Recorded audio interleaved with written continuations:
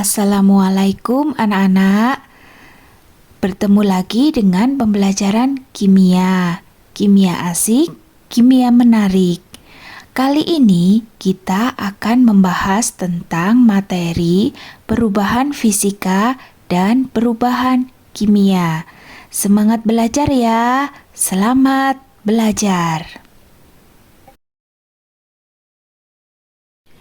Nah, selanjutnya, supaya kalian lebih paham lagi tentang perbedaan sifat fisika dan sifat kimia, ayo kita pelajari sifat fisika itu terdiri dari apa saja. Sifat fisika ada wujud zat, ada warna, kemagnetan, kelarutan, daya hantar listrik, apalagi ya? Misalnya kekerasan, jadi benda itu lunak atau keras, itu juga masuk sifat fisika. Nah, kalau sifat kimia apa saja ya? Sifat kimia misalkan, zat tersebut mudah meledak, atau zat tersebut mudah membusuk, atau zat tersebut mudah terbakar. Kemudian beracun, itu adalah salah satu sifat kimia ya. Nah, untuk selanjutnya kita akan mempelajari tentang perubahan fisika dan perubahan kimia.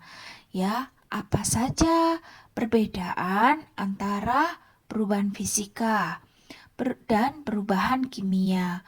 Perubahan fisika ialah perubahan yang tidak menghasilkan zat baru, sedangkan perubahan kimia itu adalah menghasilkan zat baru. Kemudian, kalau perubahan fisika, zatnya bisa kembali seperti sebelum terjadi perubahan.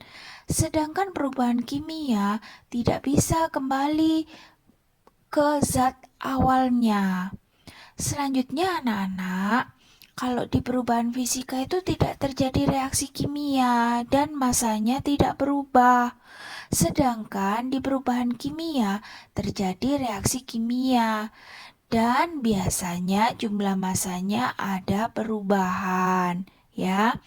Selanjutnya juga bisa kita lihat kalau perubahan kimia itu terdapat endapan, perubahan warna, perubahan suhu, sedangkan di perubahan fisika itu tidak terjadi hal tersebut.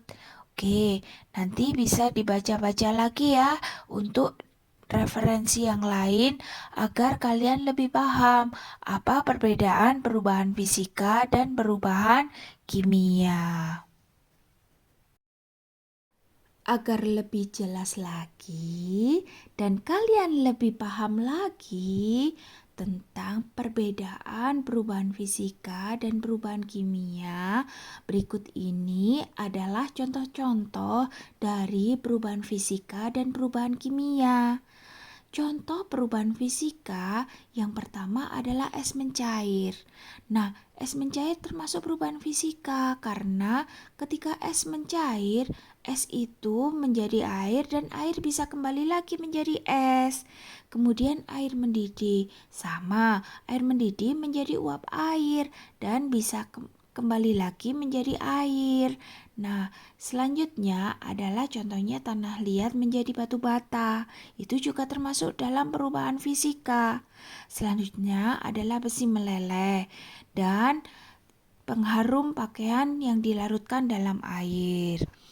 Untuk perubahan kimia, contohnya adalah beras menjadi nasi. Ya, di situ beras yang sudah menjadi nasi kan tidak bisa menjadi beras kembali. Kemudian singkong menjadi tape dan sampah daun-daunan menjadi kompos. Selanjutnya adalah reaksi korosi pada logam-logam. Contohnya adalah logam besi. Dan terakhir adalah buah yang sudah membusuk. Di situ juga terjadi reaksi kimia. Nah, anak-anak bisa cari-cari lagi ya tentang contoh-contoh perubahan fisika dan perubahan kimia. Kemudian silakan diskusikan dengan teman-teman kalian. Oke? Anak-anak, demikianlah pembelajaran hari ini. Jangan lupa banyak belajar supaya pengetahuan kalian lebih luas, ya. Jangan lupa selalu belajar dan tetap semangat. Ingat, semangat belajar harus tetap tinggi.